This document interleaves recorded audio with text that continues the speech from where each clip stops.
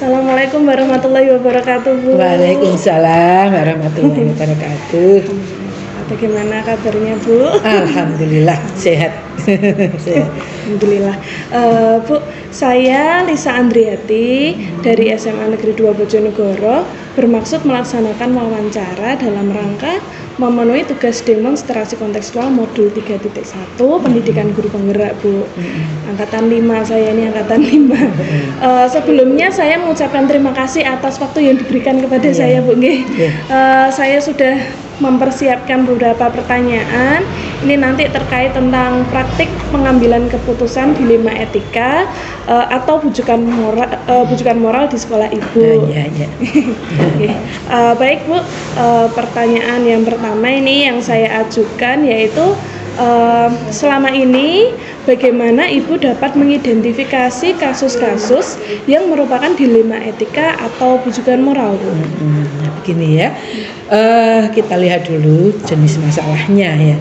Jika mengharuskan kita memilih masalah yang sama-sama benar, maka kita sebut dengan etika moral. Dilema etika. Sedangkan apabila masalah tersebut ada upaya untuk mempengaruhi kita supaya mengambil keputusan yang tidak sesuai dengan hati nurani kita, maka itu disebut dengan bujukan moral. Seperti itu. Baik, Bu.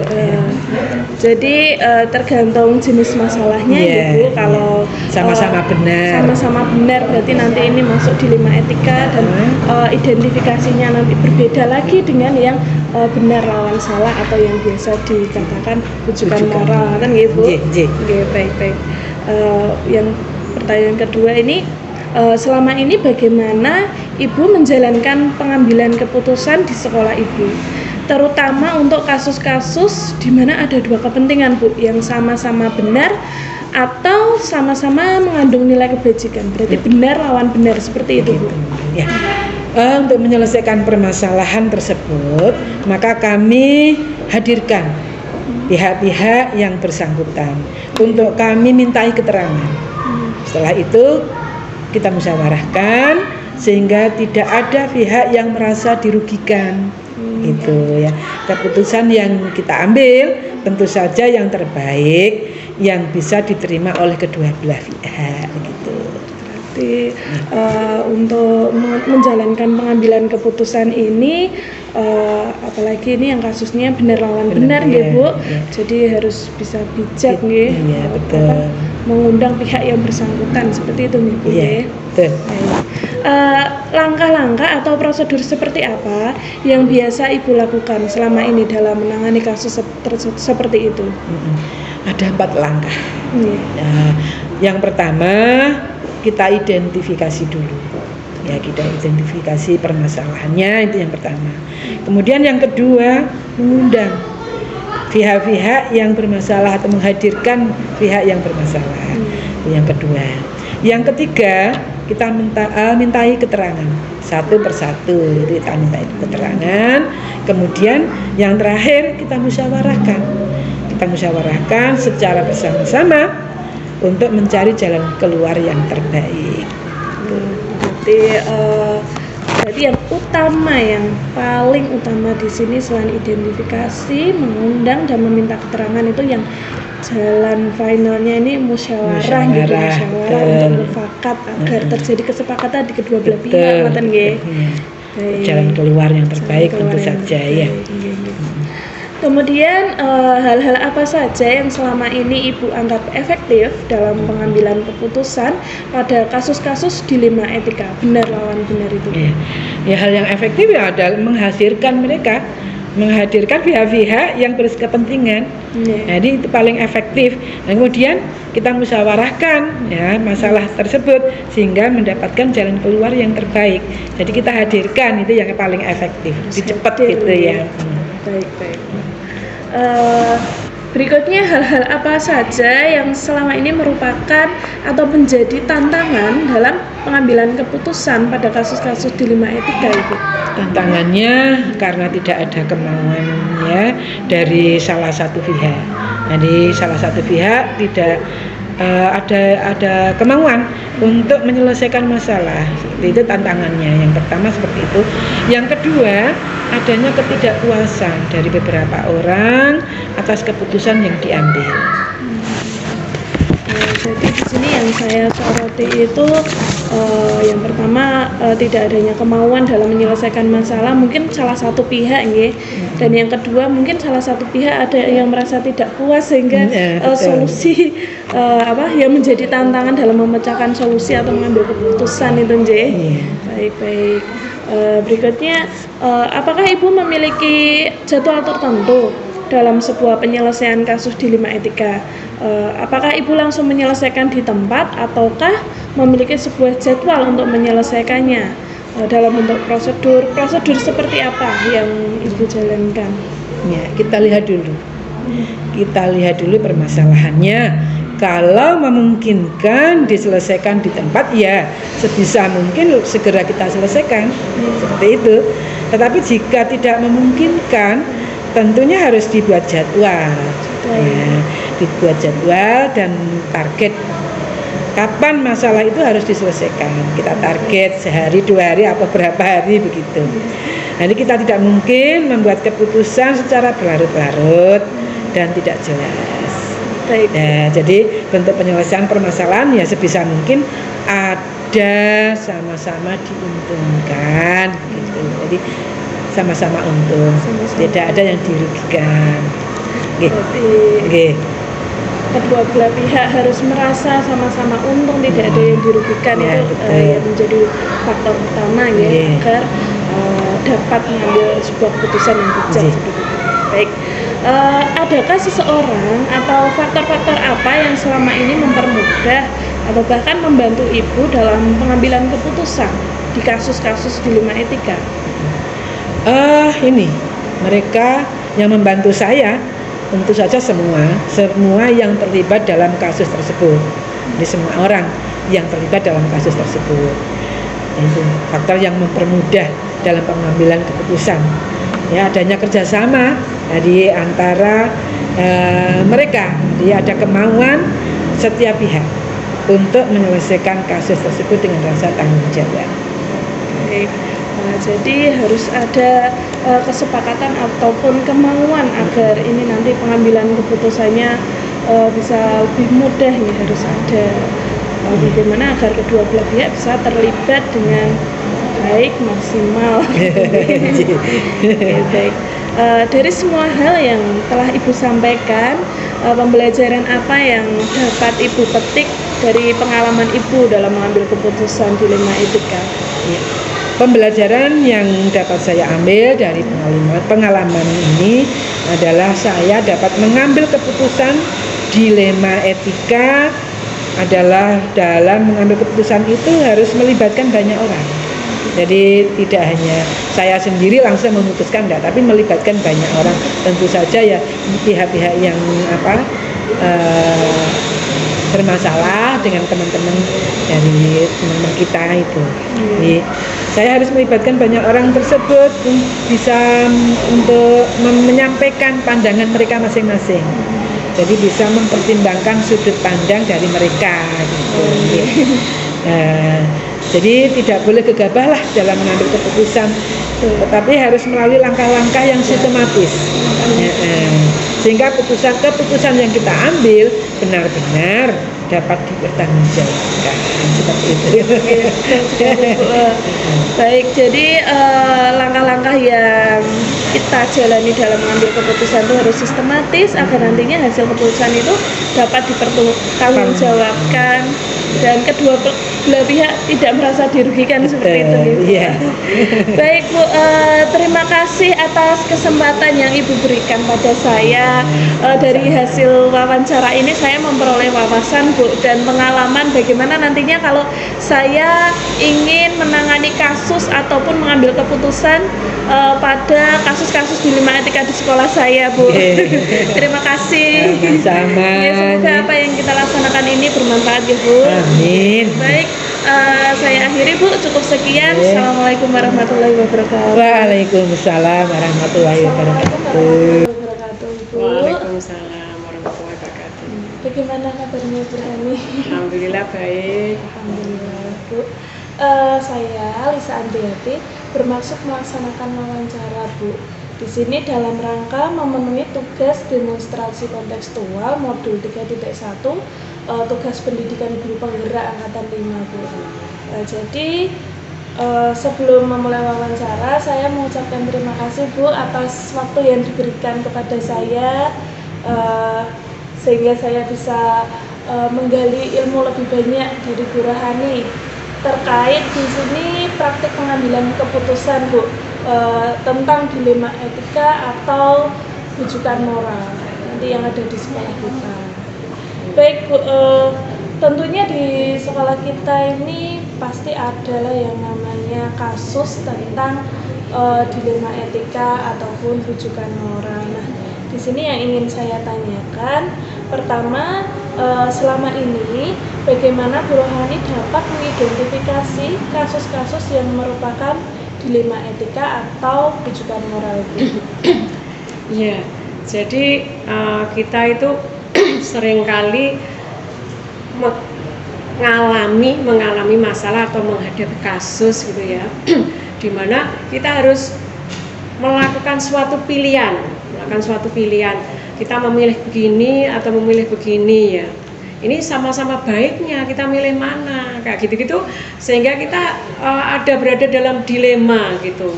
Tapi kalau kita misalnya memilih ini aja karena ini dekat dengan saya sehingga saya mempunyai keuntungan ini, itu akan terjadi bujukan moral juga, karena saya berarti tidak berdasarkan suatu regulasi tapi kepentingan pribadi saya, sehingga saya melanggar aturan. Nah, itu juga akan terjadi bujukan moral. Hal-hal seperti itu memang seringkali terjadi, tapi kita sedapat mungkin untuk tidak terjebak di dalam bujukan moral ya, soalnya memilih di dalam dilema etika saja itu juga ada dampak terhadap orang lain yang kita pertanggungjawabkan gitu. Jadi kita harus mempunyai pemahaman akan regulasi, harus mempunyai empati untuk dampaknya nanti akan bagaimana, kebaikan yang terjadi dipilih yang mana kayak gitu. Jadi itu memang sering kali terjadi. Baik Bu, jadi untuk dapat mengidentifikasi kita lihat dulu nih apakah kasus ini masuk pilihan. Kalau di sini kesimpulannya benar ataupun benar atau salah masuk dilema etika atau mungkin rujukan moral begitu. Baik, tentunya dalam pengambilan keputusan di sini kita perlu memperhatikan nilai-nilai kebajikan ya Bu. Selama ini bagaimana Bu Rohani menjalankan pengambilan keputusan, terutama untuk kasus-kasus di mana ada dua kepentingan yang sama-sama benar seperti itu, atau yang kita sebut dilema etika. Iya. Jadi kalau kita mengalami kasus yang berada dalam dilema etika, kita juga harus mempertimbangkan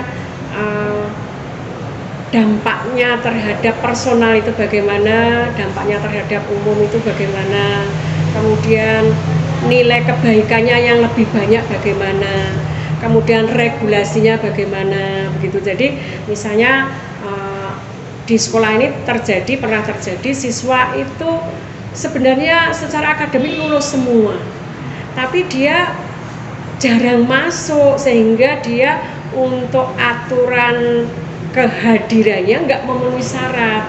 Itu kalau secara umum biasanya kalau nilainya bagus semua ya harus naik kan gitu.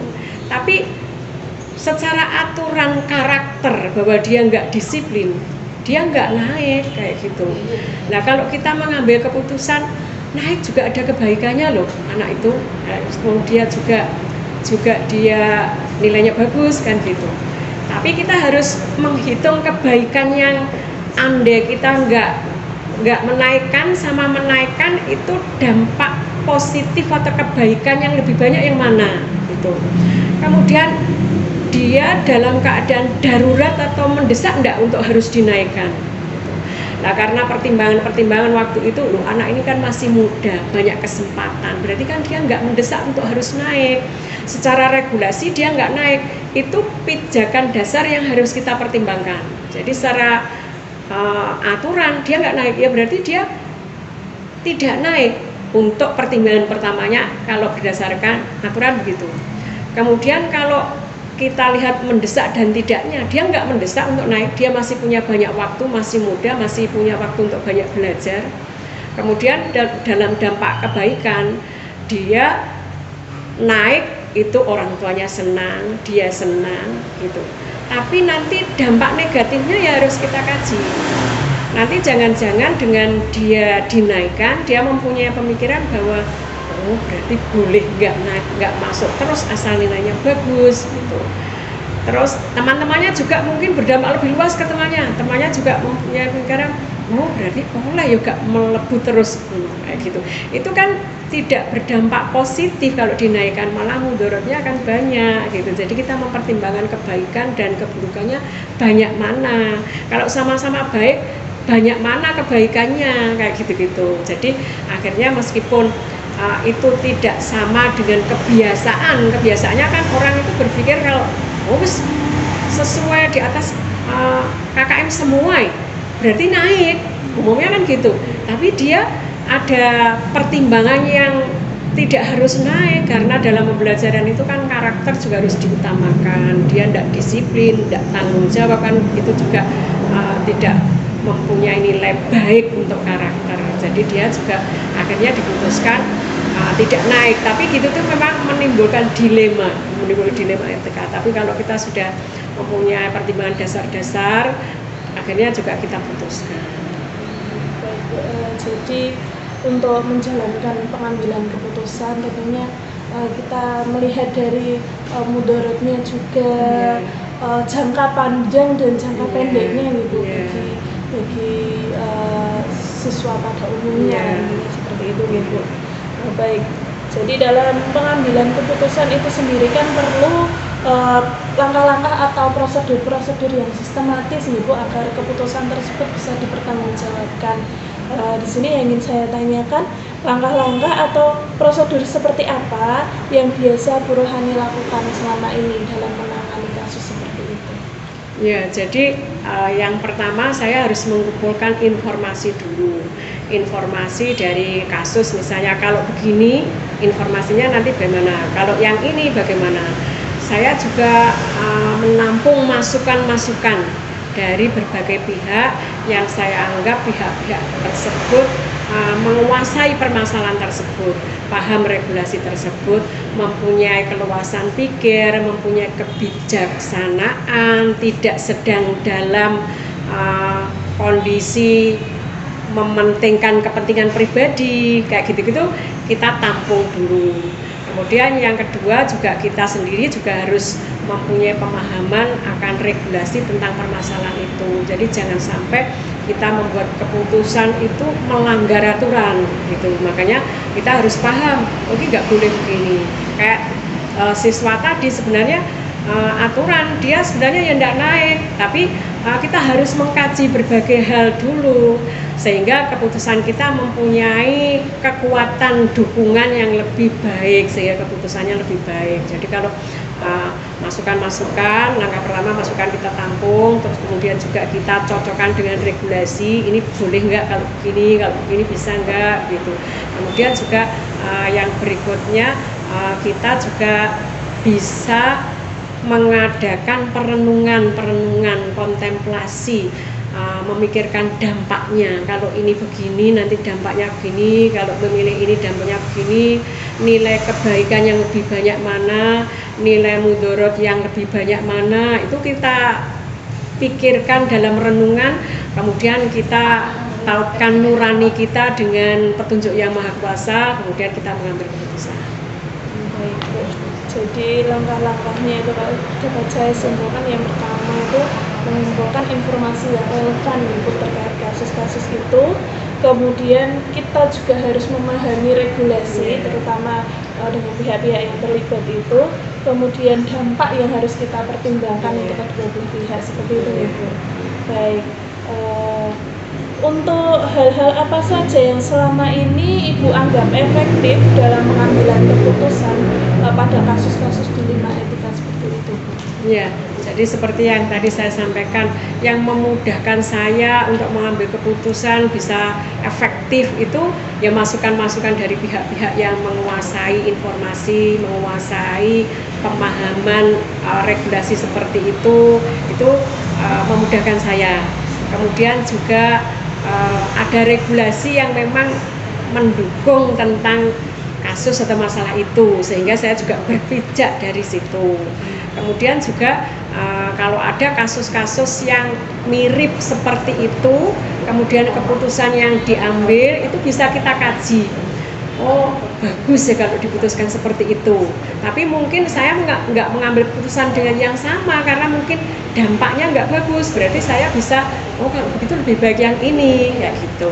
Itu yang bisa efektif, efisien. Tapi saya selalu menaikkan hati dengan Yang Maha Kuasa agar nurani saya itu bisa dapat petunjuk gitu loh. Sehingga kalau saya memutuskan itu saya sudah bismillah, sudah sama minta izin Yang Maha Kuasa kayak gitu. Yang jelas kita tidak boleh mengambil keputusan itu berdasarkan kepentingan pribadi. Baik, jadi yang paling utama memang kita harus menaatkan hati kita, gitu. Apapun keputusan yang kita ambil tentunya harus kita mantapnya keputusan itu kita pasrahkan lagi kepada Yang Maha Kuasa. Baik, kira-kira Ibu yang selama ini menjadi tantangan dalam pengambilan keputusan pada kasus-kasus dilema etika itu apa saja?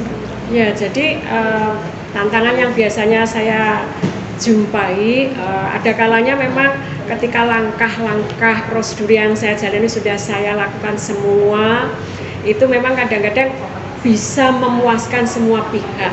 Oh ya memang begitu. Tapi kadang-kadang meskipun saya juga sudah mengambil langkah begitu, ada juga pihak-pihak yang tidak puas. Jadi memang mengambil keputusan itu kadang-kadang tidak bisa memuaskan semua pihak. Di satu sisi ini puas, oh ya memang begitu. Tapi yang ini loh kok ngono, kok gitu, malah menimbulkan kekecewaan, kayak gitu itu memungkinkan. Tapi kalau terjadi seperti itu, ya kita pasrahkan kepada Yang Maha Kuasa saja. Tapi kita juga berusaha menyampaikan kepada yang terlibat dalam kasus itu untuk karena sudah pertimbangan regulasinya harus begini, kemudian juga informasi dan masukan dari beberapa pihak begini, contoh kasus yang pernah ada begini, kemudian dampak kemungkinannya juga disampaikan, kalau begini akan begini, itu disampaikan sehingga diharapkan pihak itu bisa memahami itu tantangan yang terjadi. Baik, jadi kita harus memperhatikan dampaknya dulu ya. Baik Bu, apakah Ibu Rohani memiliki sebuah jadwal tertentu Ibu dalam menyelesaikan kasus dilema etika itu Bu? Tidak, saya untuk jadwal membuat keputusan itu kondisional. Kalau misalnya masalah atau kasusnya itu mendesak tidak mempunyai panjang waktu, maka saya tidak mengambil langkah-langkah komplit seperti yang saya sampaikan tadi. Mungkin saya hanya pemahaman regulasi yang saya ketahui ini, kemudian intuisi atau nurani saya tadi begini, sehingga saya langsung mengambil keputusan. Tapi yang jelas kita tidak boleh melanggar aturan dan tidak boleh mengambil keuntungan atau mempunyai kepentingan pribadi. Itu kalau kita langsung. Tapi kalau misalnya itu membutuhkan waktu yang lama, itu bisa langkah-langkahnya tahapan ini dilakukan sehingga kita terakhir bismillah bisa mengambil keputusan kayak gitu.